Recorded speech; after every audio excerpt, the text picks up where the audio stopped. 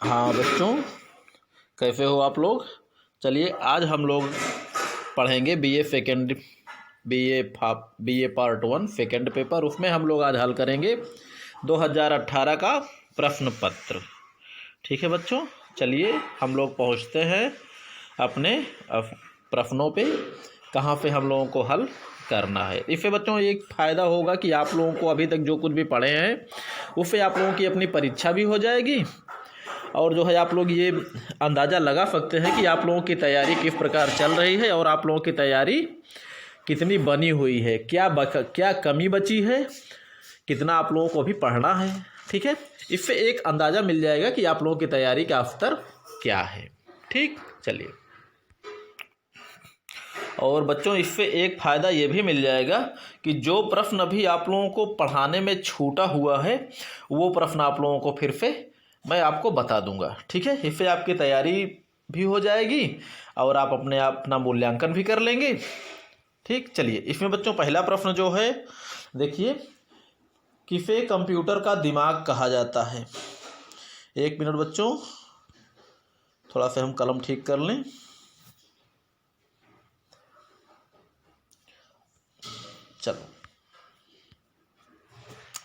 चलो इसमें देखिए पहला प्रश्न है बच्चों, किसे कंप्यूटर का दिमाग कहा जाता है। ठीक, तो कंप्यूटर का दिमाग किसे कहा जाता है, वो है CPU। ठीक है, सी विकल्प इसमें सही है। दूसरा प्रश्न है, किस वैज्ञानिक को कंप्यूटर का जनक कहा जाता है। तो बच्चों सबको मालूम होगा कि कंप्यूटर का जनक कहा जाता है चार्ल्स बैबेज को। कंप्यूटर का जनक भी कहा जाता है, इन्हें कंप्यूटर का पितामह भी कहा जाता है। ठीक, तो है बच्चों चार्ल्स बैबेज। ये कहाँ के थे, ब्रिटेन के थे। चलिए अगला प्रश्न है बच्चों, तीसरा प्रश्न है, विश्व के प्रथम परमाणु बम का परीक्षण कब हुआ था। ठीक है, तो विश्व के प्रथम परमाणु बम का परीक्षण बच्चों अमेरिका ने किया था। सबसे पहले परमाणु बम निर्माता कौन है, अमेरिका। तो इसने परमाणु बम का परीक्षण किया था 16 जुलाई 1945 को। ठीक, 16 जुलाई 1945 को इसने प्रथम परीक्षण किया था। प्रथम परीक्षण का नाम है बच्चों ट्रिनिटी। ठीक है, ट्रिनिटी। इसने परीक्षण जो है मैक्सिको की धरती पर अल्मोराडो नामक स्थान पर इसने किया था। ठीक, चलिए चौथा प्रश्न है, द्वितीय विश्व युद्ध के दौरान 1945 में जापान के हिरोशिमा नगर पर परमाणु बम गिराया गया था। बच्चों हिरोशिमा नगर पर, जैसे सब लोगों को मालूम है, द्वितीय विश्व युद्ध के अंतिम चरण में, ठीक है, 6 अगस्त को हिरोशिमा पर और 9 अगस्त को नागासाकी पर। ठीक, तो हिरोशिमा पर बम गिराया गया था बच्चों 6 अगस्त 1945 को। बम का नाम था लिटिल बॉय। ठीक है, याद रखिएगा, बम का नाम लिटिल बॉय। जापान के प्रसिद्ध नगर हिरोशिमा पर यह बम गिराया गया था, अमेरिका ने ही गिराया था। ठीक, चलिए पांचवा प्रश्न है बच्चों, आर्मामेंट एंड हिस्ट्री पुस्तक के लेखक कौन हैं। आर्मामेंट एंड हिस्ट्री, इस पुस्तक के लेखक हैं JFC फुलर। ठीक है बच्चों, आर्मामेंट एंड हिस्ट्री के लेखक हैं JFC फुलर। छठवां नंबर है, शस्त्र और सामरिकी नामक पुस्तक किसने लिखा है। तो बच्चों इस पुस्तक के लेखक हैं टॉम विंटरिंघम। बच्चों आपको हमने पहले ही पढ़ाते समय एक बात बताई थी, आर्मामेंट एंड हिस्ट्री में जनरल JFC फुलर ने ऐतिहासिक कालक्रम का विभाजन युगों के रूप में किया है। ठीक है, जैसे परमाणु युग, तेल युग, भाप युग, बारूद युग। इस युग के रूप में JFC फुलर ने अपनी पुस्तक आर्मामेंट एंड हिस्ट्री में लिखा है। और शस्त्र और सामरिकी में टॉम विंटरिंघम ने ऐतिहासिक कालक्रम का विभाजन इन्होंने कवचित एवं अकवचित काल के रूप में इन्होंने किया है। ठीक है, ठीक है बच्चों, चलिए सातवां प्रश्न है, निम्न में कौन आरोही क्रम में व्यवस्थित है। ठीक है बच्चों, आरोही क्रम में जो व्यवस्थित है बच्चों, पहले पराक्रम युग, फिर शौर्य युग, फिर बारूद युग, फिर भाप युग। देख लीजिए आप लोग, आपका वो विकल्प बी सही है, पराक्रम युग, शौर्य युग, बारूद युग, भाप युग। ठीक है बच्चों, पराक्रम युग उस समय की बात है जब व्यक्ति ताकतवर होता था, जो भी युद्ध लड़ता था अपनी शारीरिक शक्ति और परिश्रम के साथ लड़ता था, और उस समय युद्ध में कोई टेक्नोलॉजी नहीं होती थी, केवल मेहनत, कला, ये युद्ध लड़ने वाले सैनिक द्वारा किया गया अभ्यास एवं प्रशिक्षण, यही उसकी क्षमता थी। सौर युग, ये भी शूरता का युग माना जाता है। बारूद युग, बच्चों युद्ध में टेक्नोलॉजी का प्रारंभ हुआ बारूद युग से। ठीक। भाप युग, औद्योगिक क्रांति का प्रारंभ भाप युग से माना जाता है। ठीक। चलिए 8वां प्रश्न है बच्चों, फ्लैंक्स कहाँ का सैन्य संगठन था? ठीक। फ्लैंक्स कहाँ का सैन्य संगठन था? तो आप लोगों को मालूम है फ्लैंक्स जो है यूनान का सैन्य संगठन था। ठीक। 9वां नंबर है, सिकंदर महान के पिता का क्या नाम था? तो बच्चों सिकंदर महान के पिता का नाम फिलिप द्वितीय था। विकल्प ए आपका सही है, फिलिप द्वितीय, जिसे फिलिप महान के नाम से भी जाना जाता है। चलिए सिकंदर कहाँ का राजा था? तो बच्चों सिकंदर कहाँ का राजा था? सिकंदर यूनान का राजा था। ठीक। यूनान के राजा फिलिप का पुत्र था, यूनान का ही राजा बना। हाँ, यूनान में पूछा जाए तो बच्चों पूछा जाए यूनान के मकदूनिया या मैसिडोनिया का राजा था। ठीक।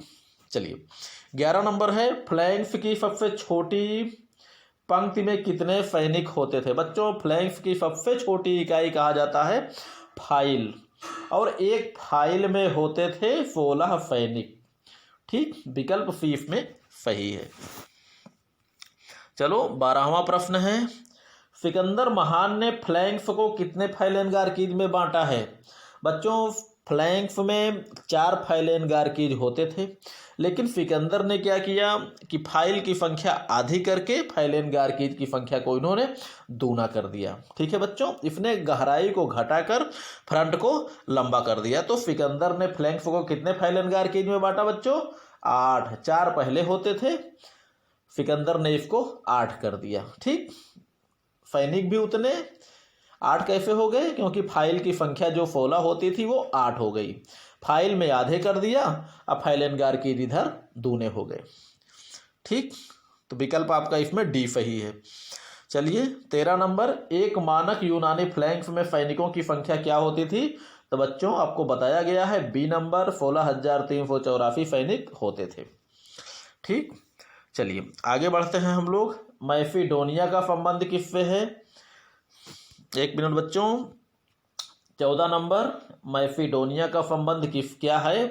तो बच्चों मैसिडोनिया का राजा था सिकंदर महान। ठीक है।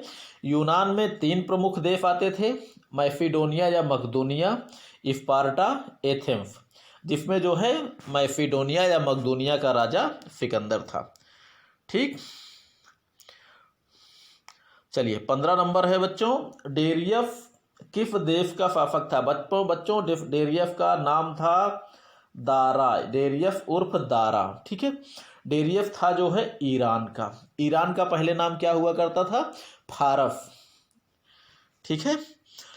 डेरियस ईरान का राजा था, जिसे जो है अर्बेला के संग्राम में सिकंदर ने इसे पराजित किया था। 331 ईसा पूर्व सिकंदर ने अर्बेला के संग्राम में डेरियस उर्फ दारा को पराजित किया था।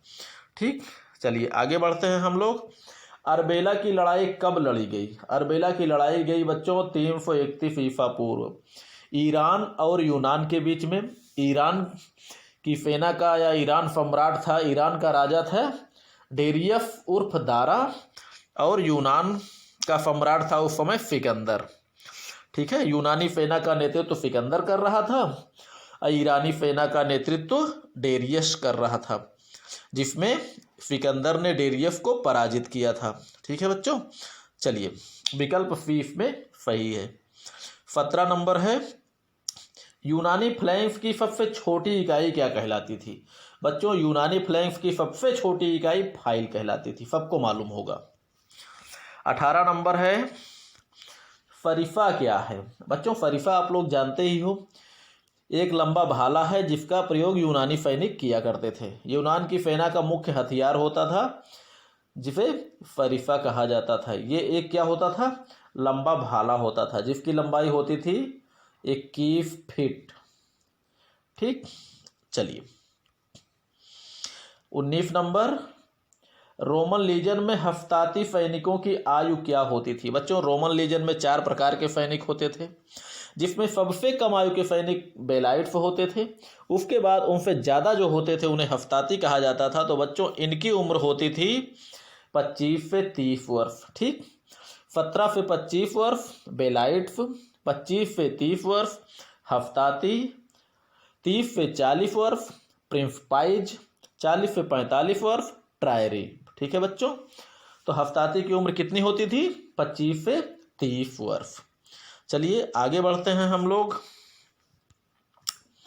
कैने के संग्राम में हैनिबाल ने किस सेना को पराजित किया था?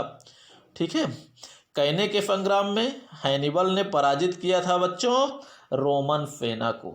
ठीक, कार्थेज नरेश हैनिबल, कार्थेज नरेश हैनिबाल, इन्होंने रोमन सेना को पराजित किया था।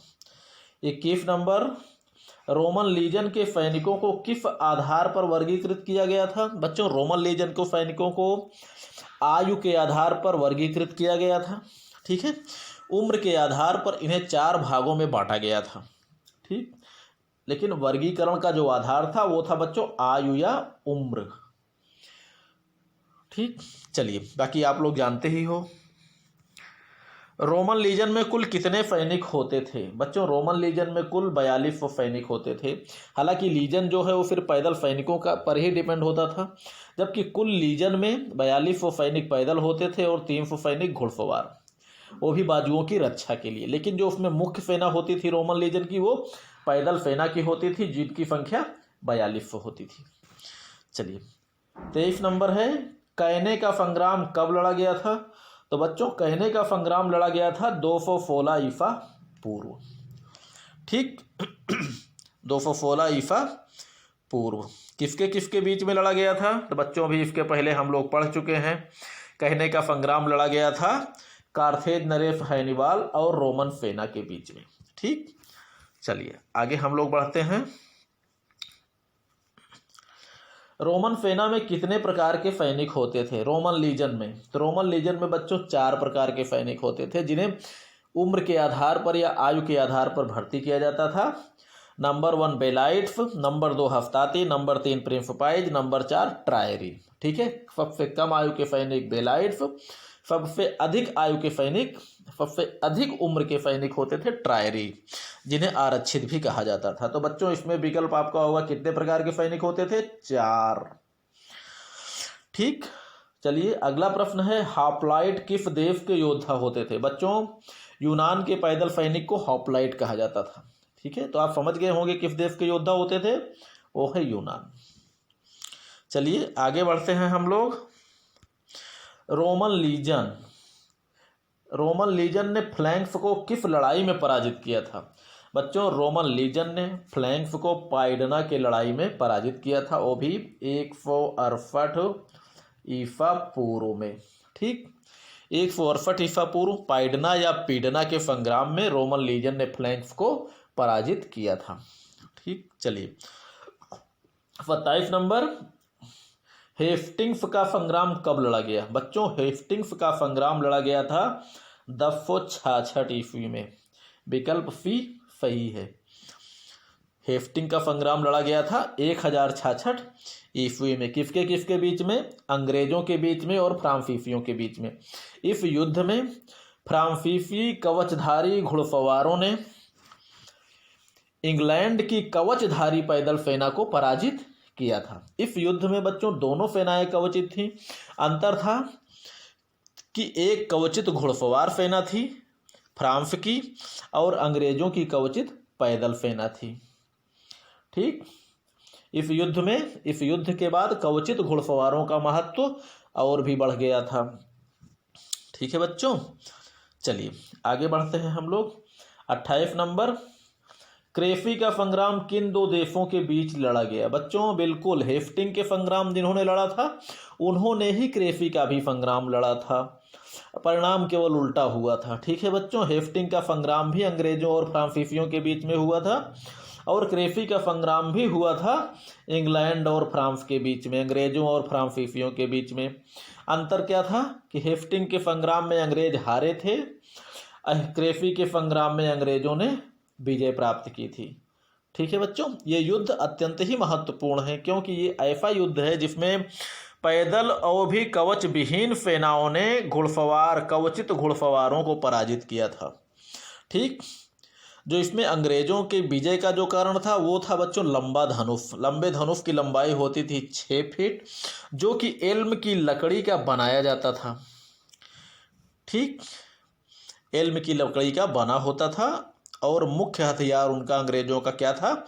लंबा धनुष। और मान लीजिए अगर पूछ लिया जाता है आपसे कि फ्रांसीसी सेना का धनुष किस प्रकार था, तो बच्चों फ्रांसीसी सेना का धनुष था तिर्यक धनुष, जो कि लंबे धनुष के मुकाबले मारक क्षमता उसकी कम थी। ठीक है, चलिए 29 नंबर आ जाता है, देख लीजिए लंबे धनुष के बारे में भी पूछ लिया गया। लंबा धनुष किस सेना का प्रमुख हथियार था? तो बच्चों लंबा धनुष क्रेफी के संग्राम में अंग्रेजों का हथियार था। ठीक, लंबा धनुष क्रेफी के संग्राम में अंग्रेजों का प्रमुख हथियार था, जबकि क्रेफी का संग्राम लड़ा गया था बच्चों 1346 ईस्वी में। 1346 ईस्वी में क्रेफी का संग्राम लड़ा गया था। और क्रेफी के संग्राम में जो फ्रांसीसियों का धनुष था उसे कहा जाता है तिर्यक धनुष। चलिए 30 नंबर है, दैविक शांति निम्नलिखित में से किससे संबंधित है? बच्चों दैविक शांति जो है संबंधित है, वो जहाँ तक मुझे मिला है, क्योंकि बच्चों ये प्रश्न हमें कहीं ढूंढने पर नहीं मिला, लेकिन फिर भी जैसी व्यवस्था जैसा पढ़ने पे पता चलता है, संभवतः ये जो है बच्चों शूरता का युग कहा जाता है। ये शूरता के युग से संबंधित है। ठीक है, ये प्रश्न हमारे विचार से इसमें बी सही होगा। ठीक है बच्चों, चलिए 31 नंबर है, हेस्टिंग का संग्राम कब लड़ा गया? बच्चों हेस्टिंग का संग्राम हम पहले भी बात कर चुके हैं, एक बार और भी आया है। तो हेस्टिंग का संग्राम लड़ा गया था 1066 ईस्वी में, वही अंग्रेजों और फ्रांसीसियों के बीच में, जिसमें फ्रांसीसियों की कवचधारी घुड़सवार सेना ने अंग्रेजों की कवचधारी घुड़सवार सेना को पराजित किया था। 32 नंबर, एड्रियानोपल का संग्राम कब लड़ा गया? बच्चों एड्रियानोपल का संग्राम लड़ा गया था 378 ईस्वी में। ठीक है, 378 ईस्वी में। और इसी युद्ध के बाद कवचधारी पैदल सेना का महत्व समाप्त हो गया और कवचहीन घुड़सवारों का काल प्रारंभ हो जाता है। ठीक है बच्चों, या यूं मान के चलिए कि कवच रहित काल प्रारंभ हो जाता है। लेकिन जो कवच रहित काल था बच्चों, वो कवच रहित घुड़सवारों का काल था। ठीक, चलिए इसमें जो है एड्रियानोपल के संग्राम में गोथों, एक बर्बर जाति थी जो कि अफ्रीका की थी। तो गोथों ने कवचधारी वो भी पैदल रोमन सेना को पराजित किया था। ठीक है बच्चों, गोथों की घुड़सवार सेना ने, कवचहीन घुड़सवार सेना ने कवचधारी रोमन सेना को पराजित किया था एड्रियानोपल के संग्राम में। और इसी युद्ध के बाद कवच रहित काल का प्रारंभ हो जाता है, जो कि संभवतः कवच रहित घुड़सवारों का काल था, वो भी 378 ईस्वी से 774 ईस्वी तक। चलो बच्चों आगे बढ़ते हैं हम लोग। 33 नंबर, निम्नलिखित विचारकों में से किसने कहा था कि क्रेफी एक दुर्घटना जैसी थी? बच्चों क्रेफी एक दुर्घटना जैसी थी, इसे कहा था किसने? जॉन मॉरिस ने। ठीक है, जॉन मॉरिस ने कहा था क्रेफी एक दुर्घटना। अब दुर्घटना का स्वरूप इसको क्यों दिया गया है? क्योंकि बच्चों अंग्रेजों की सेना जो दिखने में बिल्कुल कमज़ोर सी दिख रही थी, वो भी कवचहीन, वो भी पैदल, बिना कवच की पैदल सेना ने कवच युक्त घुड़सवार सेना को पराजित किया था। अब चूंकि देखने में एक कमज़ोर जैसी सेना लग रही थी और उसने जो है एक शक्तिशाली सेना को पराजित किया था, इसीलिए माना जाता है कि जैसे एक दुर्घटना हो गई हो, अर्थात अनहोनी हो गई हो।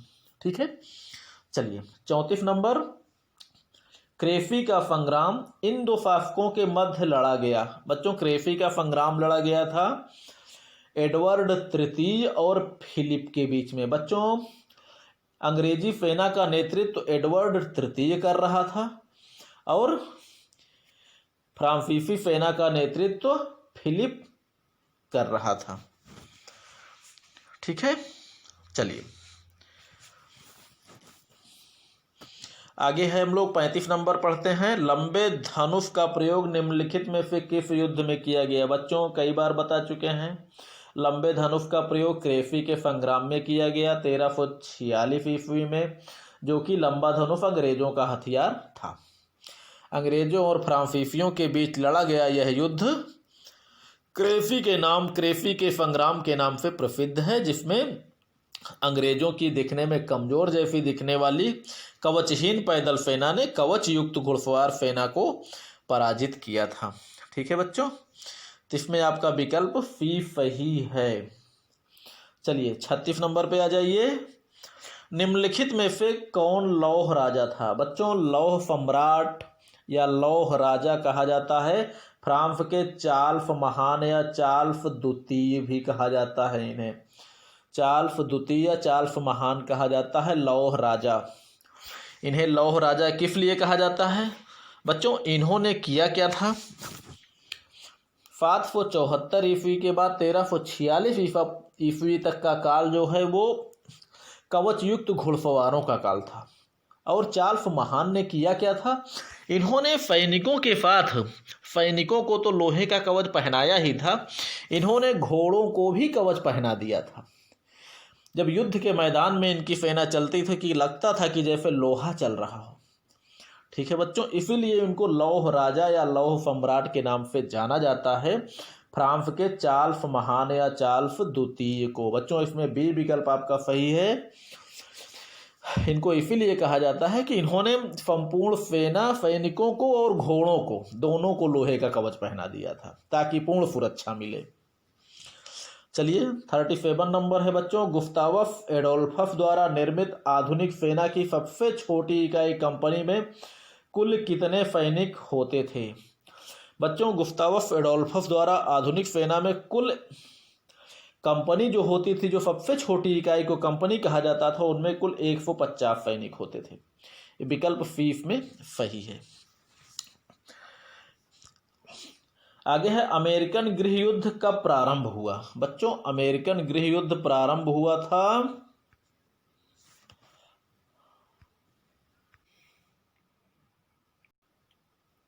हाँ बच्चों, ये अमेरिकन गृह युद्ध जो है ये चला था जो है अप्रैल 1861 से लेकर मई 1865 तक ये युद्ध चला था। तो इसमें विकल्प आपका डी सही होगा। ठीक है बच्चों, अप्रैल 1861 से प्रारंभ हुआ था और मई 1865 तक ये गृह युद्ध चला था। ठीक, चलिए अगला नंबर है बच्चों, गुस्तावस एडोल्फस किस देश का राजा था? तो बच्चों गुस्तावस एडोल्फस राजा था स्वीडन का। विकल्प ए आपका सही है। किस सैन्य विचारक को आधुनिक सेना का निर्माता कहा जाता है? बच्चों आधुनिक सेना का निर्माता कहा जाता है गुस्तावस एडोल्फस को। ठीक है, आपको हमने पढ़ाया भी था। 17वीं शताब्दी का महान सैनिक अग्रदूत गुस्तावस एडोल्फस था। इतिहास में वह आधुनिक सेना के निर्माता के रूप में प्रसिद्ध रहेगा। यह कथन किसका है? बच्चों ये कथन है संभवतः लिटिल हार्ट। चलिए हम आपको फिर से बता देते हैं।